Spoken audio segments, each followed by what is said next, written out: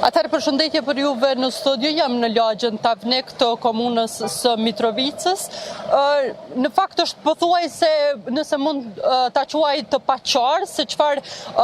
specifikisht është epilogu i ngjarjes të cilës aktualisht jam duke përcjell dhe e cila ndoshta mund edhe të prezantohet nga pamjet e kameramanit Gëzim Dumnica, jo se çfarë dim deri më tani është se ka pasur një paralajmërim të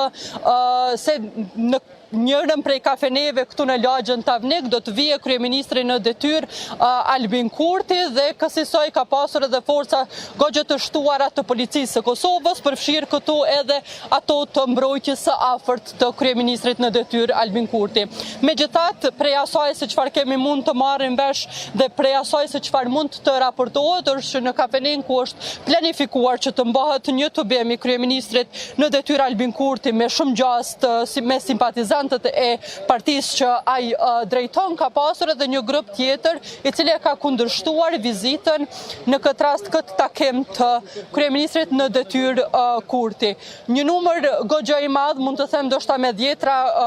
qytetarë, qoftë të Mitrovicës, janë larguar nga kafeneja para pak minutash, mirë po që ende nuk dihet nëse kryeministri në detyrë do të vi sërish pra në këtë takimin të cilën e ka paralajmëruar apo jo. Sipas në fakt informacioneve të para është që qytetarët të cilët kanë qenë të planifikuar të marrin pjesë në këtë kafene, kryesisht ata të cilët kanë pasur logo të Partisë Demokratike të Kosovës apo edhe në slogane, pra veshjet me sloganin Liria ka emër, janë larguar nga kafeneja ku është planifikuar që të mbahet takimi. Me atë sa mund të shohim nga këtu, kafeneja është mbyllur, duke që dritat janë fikur dhe nuk jemi duke parë qytetar, qoftë edhe klient të kësaj kafeneje ku edhe është planifikuar që të mbahet takime. Fillimisht është raportuar, në fakt për informacioneve që kemi arritur t'i marrim nga ky vend i ngjarjes, është që klientët, banorët, të cilët kanë qenë duke shfrytzuar pra kohën e tyre për qoftë për të pirë kafe, qoftë edhe janë përgjigjur ndoshta edhe ftesës apo informacionit që në këtë kafene është edhe kryeministri në detyrë, ata janë larguar nga kafeneja. Po e përsërita veç për shkak të shantazhit edhe të presionit të madh që është e bën kryeministri me këtë aparatin shtetëror. Ka diskutime të shumta në mes të qytetarëve në mes largimit të tyre. Se na e tina ushjena, na kena identitet. Identitetin të nuk e shumë. Faleminderit shumë. Faleminderit shumë. Atëherë po në emër tim të qytetarëve të kërkoj falje për shkak se është hyrje rregullat e Partisë Demokratike të gjallore në këtë moment dhe pra kjo është një nga shqetësimet kryesore të qytetarëve ky lokali brapa me të cilën e theu. Aktualisht mund të them që situata është e qetë, kemi parë disa diskutime të shkurtra në mes të dy grupeve, nëse mund të them kështu, dy taboreve apo dy grupeve të qytetarëve. Megjithatë mbetet të shihet nëse do të vijojë të jetë e tillë, nëse kryeministri në detyrë do të realizojë megjithatë takimin cilën e ka pasur të planifikuar në njërin prej kafeneve këtu në lagjën Tavnik të Mitrovicës së Jugut, apo edhe nëse është tërhequr për shkak të, nëse mund ta quaj, paralajmërimit se mund të ketë ndonjë reagim prej qytetarëve të cilët e kanë kundërshtuar vizitën e tij, kanë kundërshtuar praninë e tij në këtë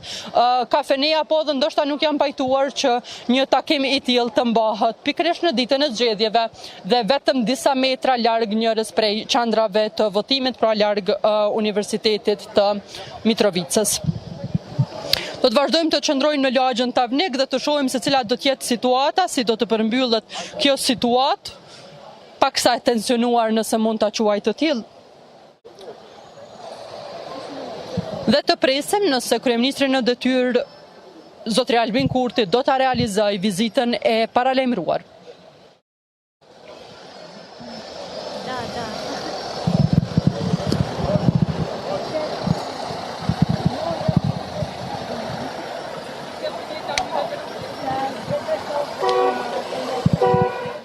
Valbona, nëse më dëgjon, a ka kohë të caktuar për këtë vizitë të paralajmëruar si shpëflitit aty, apo vetëm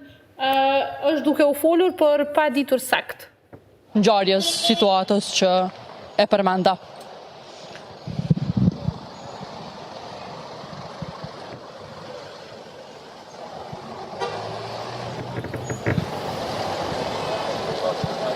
Valbona, nëse po më dëgjon, pyeta se në këto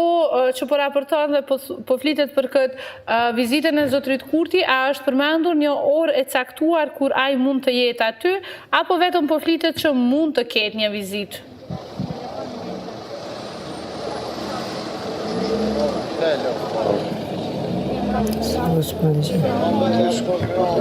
Regjia ndoshta mund ta pyes Valbonën, këtë që po e pyesim ne, nëse nuk po na dëgjon në studio, ndoshta ju dëgjon juve.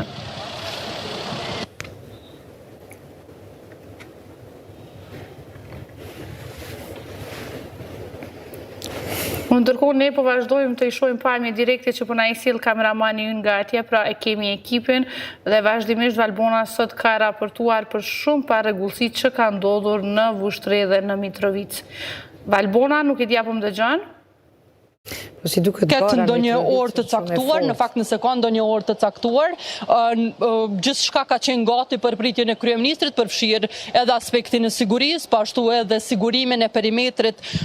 siç zakonisht bën edhe mbrojtja e afërt e kryeministrit në detyrë, mund edhe që të jetë tërhequr nga paralemrimi apo nga realizimi e kësaj vizite, pas parasysh faktin që aktualisht të paktën me ata që unë nuk jam duke parë ndonjë pjesëtar të truprojës afër që aktualisht është pra që ndodhet në vendi ku ka qenë paralajmëruar edhe vizita kryeministrit Kurti. Me atë sa morra informacione nga kolegët,